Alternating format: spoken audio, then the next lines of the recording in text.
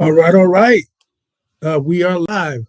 Hey, welcome, good people, for another segment of Real Talk with Real Relief. I'm your host, Earl McCray.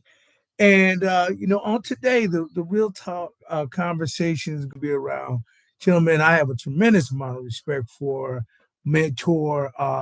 Anytime I need a motivational podcast that connects spirituality with the wisdom of kingdom building from a economic standpoint. I turn in to no other than Dr.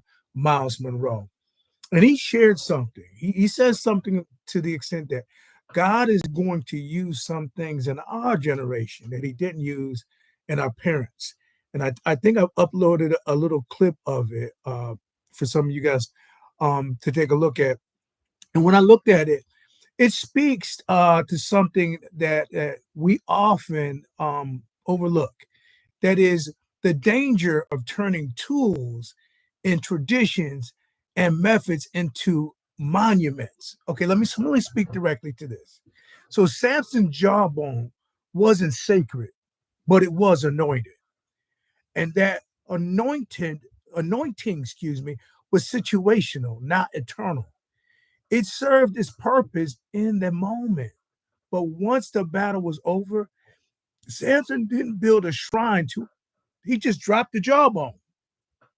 That's where many of us miss it, especially in leadership, in ministry, in my field, in business. So we confuse the method with the miracle. We get attached to how God moved instead of why God moved. We trademark the tool, build systems around it, and then hand it off to others like an inheritance. That's where we have this idea of tradition. Now, we forget the power was never in the object, but it was in the obedience.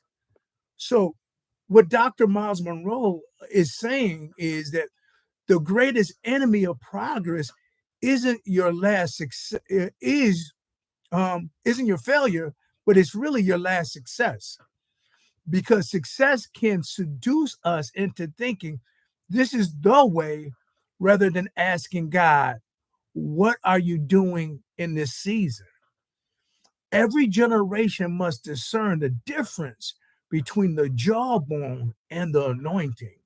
And we have to be brave enough to let go what worked then to receive what's being poured out right now. Because, like you said, God's going to use something in our generation that He didn't use in our parents' generation. So, folks, let's stay open, stay yielded. And when the oil shifts, may we be humble enough to drop that jawbone and pick up whatever is next. All right. That's my message for the day. Peace from Real Relief.